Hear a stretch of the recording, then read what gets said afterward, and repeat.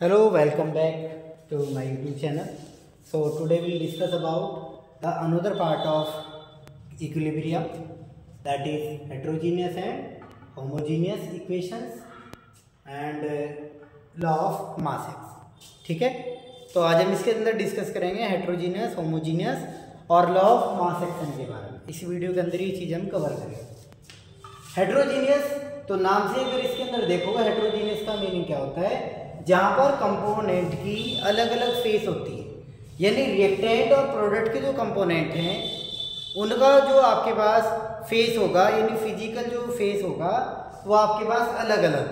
ठीक है, तो जैसे यहाँ पर ये रिएक्टेंट है CaCO3, ये आपका सॉलिड स्टेट के अंदर एग्जिस्ट कर रहा है, जबकि इसके अंदर जो बनने वाले प्रोडक्ट है वो सॉलिड भी है और गैस भी, तो दोनों अलग अलग होंगे, इसलिए इसका नाम क्या हो जाएगा, हेटेरोजीनियस। यानी जब आपके पास रिएक्टेंट और प्रोडक्ट, ठीक है, यानी रिएक्टेंट प्रोडक्ट में से कोई भी एक कंपोनेंट की अगर फेस चेंज हो जाएगी तब भी वो आपको कंसीडर क्या होगा, हेटेरोजीनियस। जैसे फॉर एग्जांपल Na2O2 सॉलिड है और H2O लिक्विड है, तो ये भी दोनों डिफरेंट, और ये NaOH लिक्विड है, O2 आपके पास कैसे, ये भी डिफरेंट हो गया, तो ये भी आपके पास किसका एग्जांपल हो जाएगा, हेटेरोजीनियस। जैसे MgCO3 सॉलिड के केस में है और MgO सॉलिड है और CO2 आपके पास गैस है, तो एक डिफरेंट हो गया इनसे, तो आपके पास क्या हो जाएगा, हेटेरोजीनियस। लेकिन अगर इसी के अंदर हम बात करें होमोजीनियस,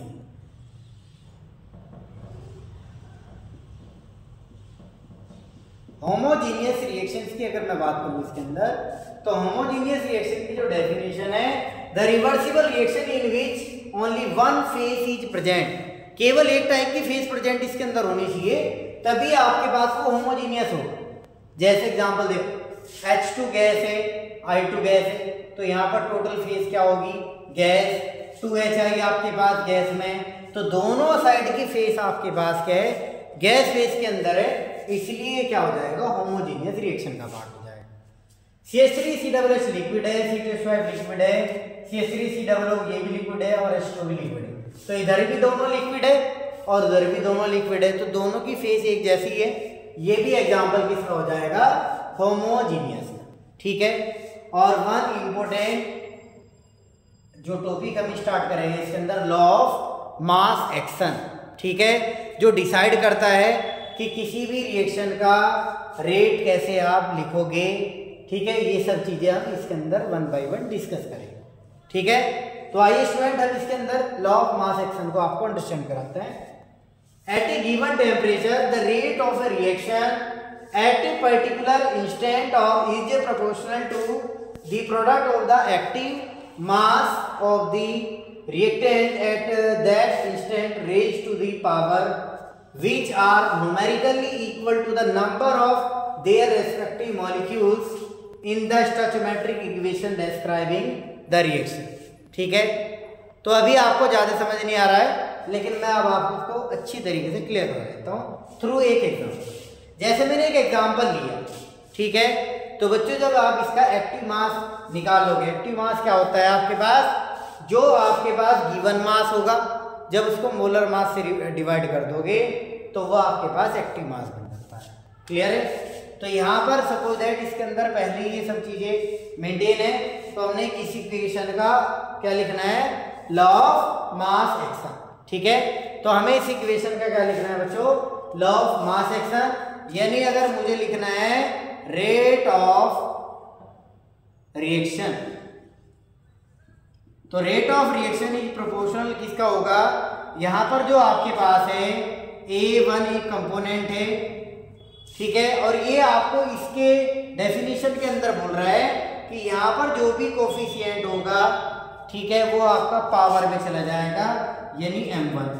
दूसरा कंपोनेंट है आपके पास बच्चों A2, तो यहां पर आप A2 लिखेंगे, A2, और इसके कोफिशिएंट क्या है M2, तो पावर में लिख दोगे M2।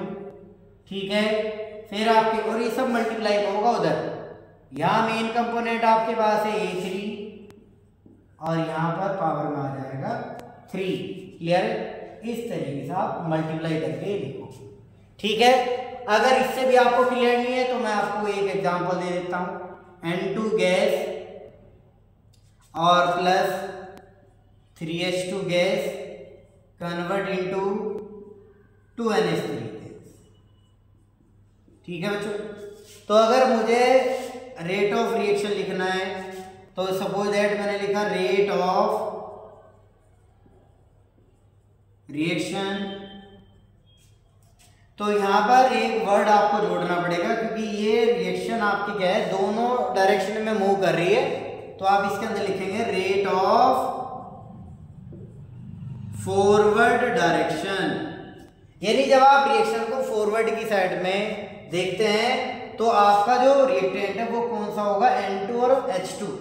तो वो जो आपके पास डायरेक्टली प्रोपोर्शनल होगा N2 गैस और फिर H2 गैस। N2 से पहले कॉफिशिएंट आपके पास कितना है 1, तो यहाँ पावर 1 लगाओगे तो फिर भी HD आंसर आएगा। और यहाँ पर कॉफिशिएंट कितना है 3, तो यहाँ पर पावर कितना कर दोगे बच्चों 3। क्लियर है। लेकिन अगर इसी रिएक्शन को आप ऐसे लिखो rate of backward reaction,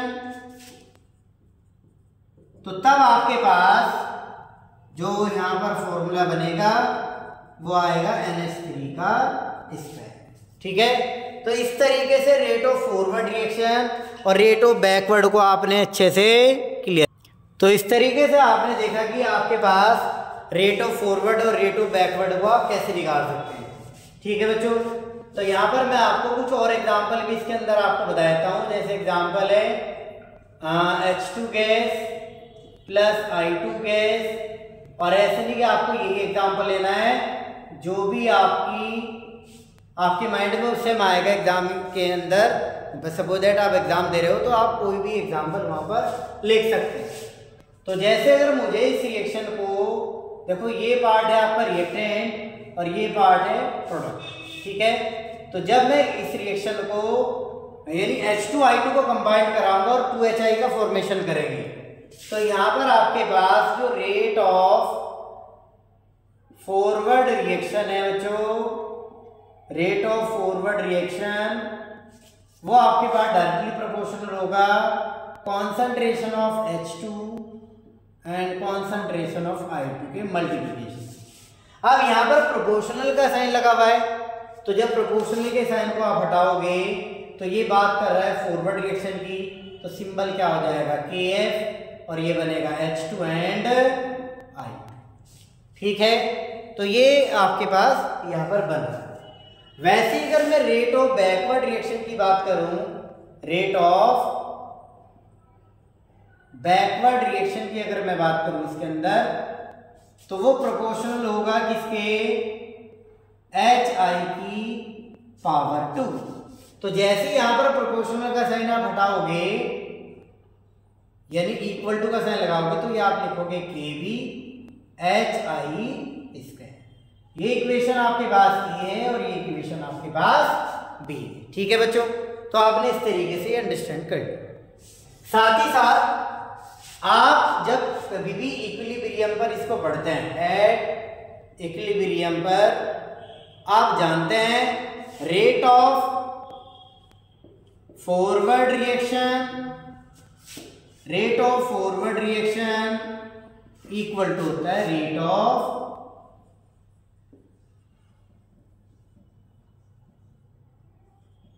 backward reaction, यानी rate of forward reaction equal to होता है रेट ऑफ बैकवर्ड रिएक्शन। और फॉरवर्ड रिएक्शन के लिए यानी अगर मैं रेट ऑफ फॉरवर्ड को बताऊं तो इसको RF से रिप्रेजेंट कर रहा हूं और ये RF, तो RF यानी आपके पास RF इक्वल टू किसके होगा बच्चों, RB के। RF की वैल्यू आपके पास क्या है, तो RF की वैल्यू आपके पास है KF H2 I2 equal to आपके पास हो जाएगा KB HI स्क्वायर। तो यहां से अगर आपको कभी भी KF अपॉन KB का रेशियो निकालना पड़ जाए तो आंसर बनेगा HI square divided by H2 and I2। ठीक है बच्चों। और KF अपॉन KB का रेशियो क्या होता है, KC। तो इसका मीनिंग आपके पास फाइनली क्या बना, KC इक्वल टू बना HI square divided by H2 and 2। तो बच्चों ये ध्यान रखना आपको, Kc को आप क्या बोलते हैं, इक्विलिब्रियम कांस्टेंट।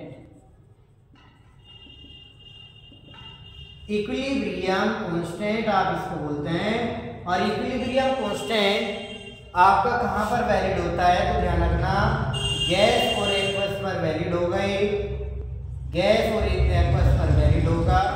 अदर फेज कुछ भी आ जाए वो वैलिड नहीं होगा। जैसे आपके पास लिक्विड है, सॉलिड है, तो उन पर ये वैलिड नहीं होता है। क्लियर है? तो गैस और एक्वस पर वैलिड होगा। ठीक है। अब बच्चों इसके अंदर आपको ध्यान भी रखना है कि अगर आपसे कोई पूछ लें कि ये बताओ Kc और K' में रिलेशन क्या है, ठीक है, यानी आपके पास जो Kc है और K' में रिलेशन आप कैसे निकालोगे, तो मैं आपको बता देता हूं। इस रिएक्शन को आपने ऐसे पढ़ा तो आपके पास H2 + I2 एरो 2H आएगा। लेकिन अगर इसी रिएक्शन को आप उल्टा करके लिख दो, आप उल्टा करके लिखोगे तो आंसर आएगा H2 गैस + I2 गैस। तो अब यहां पर बच्चों देखो, मैंने आपको बता दिया Kc लिखते कैसे। तो Kc के अंदर क्या है, प्रोडक्ट की कॉन्सेंट्रेशन डिवाइडेड बाय रिएक्टेंट की कॉन्सेंट्रेशन। इस बार प्रोडक्ट आपके पास क्या है, ये वाला पार्ट है, और रिएक्टेंट आपके पास ये है। तो बच्चों अगर मैं इसको K' मान लूं तो K' H2 आ जाएगा, I2 आ जाएगा डिवाइडेड बाय HI आ जाएगा, क्योंकि ऊपर आपने लिया प्रोडक्ट और नीचे लिया रिएक्टेंट। तो ये बताओ 1/1 Kc की वैल्यू आपके पास पहले कितनी थी बच्चों, तो HI का स्क्वायर आ जाएगा, H2 और I2। वैसे अगर मैं यहाँ K' की आपको बात बताऊं तो K' क्या आ जाएगा, H2 और I2 divided by HI square. अगर इन दोनों को आप आपस में मल्टीप्लाई कर दो, यानी multiply with Kc and K', ठीक है, तो यहाँ पर मल्टीप्लाई मैं कर रहा हूँ K' और Kc। K' की वैल्यू बता दो एक बार, तो आपके पास है H2 I2 divided by HI square into, फिर आपके पास Kc की वैल्यू है HI square divided by H2 and I2।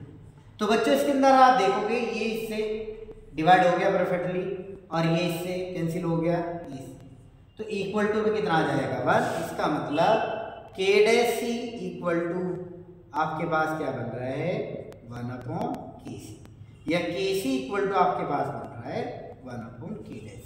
यानी किसी भी रिएक्शन को उल्टा लिखेंगे आप तो फिर आपका जो रिलेशन है वो कुछ इस तरीके से बनेगा।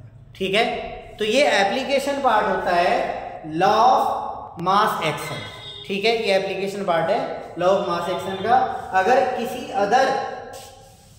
किसी अदर कोफिशिएंट से मल्टीप्लाई भी इसके अंदर करोगे तो सारा मल्टीप्लिकेशन यहाँ पर आपको शो हो जाएगा जब आप इसको प्रूव करें। ठीक है, तो hope you understand equilibrium constant, law of mass action. ठीक है, ये सब चीजें इसके अंदर आपको अच्छे से कवर हुई होगी और आपको अच्छे से क्लियर हुई। ठीक है बच्चों, तो इसी के साथ थैंक यू।